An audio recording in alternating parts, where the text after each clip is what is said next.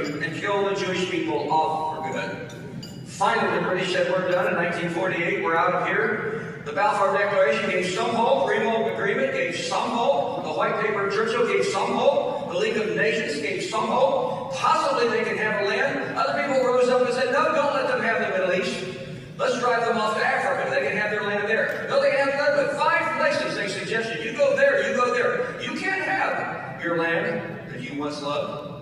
Finally, November the 29th, 1947, the United Nations voted 33 yes for reestablishing modern state of Israel, 13 against, 10 abstained, and finally the big day, May the 14th, 1948. America has enjoyed freedom for 250 years. Israel has been under the burden of loss of freedom for 11 times that amount.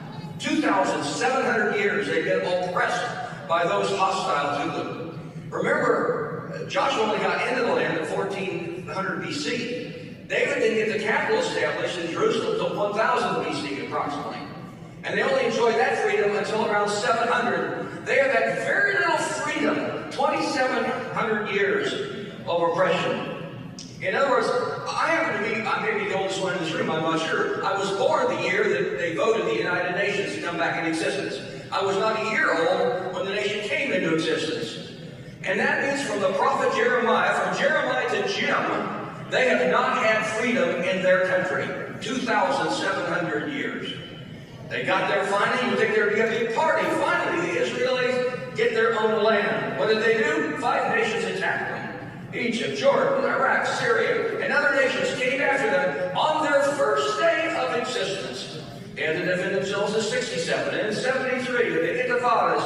And listen to this, they thought, well, maybe if we give pieces of the tiny land we have, maybe we'll have peace. So we offered some land in 37, in 47, in 67, in 2000, 2008. We offered some land in Gaza. How did that work out for them? Of all the documents in modern times, they only ended up with 22% of the land that was promised them at that time.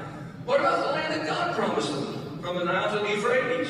How much of that do they have? 3%. 300,000 square miles they were promised under King David. They only had 200,000 square miles at the most. What do they have now? 8,000 square miles. And how are they treated?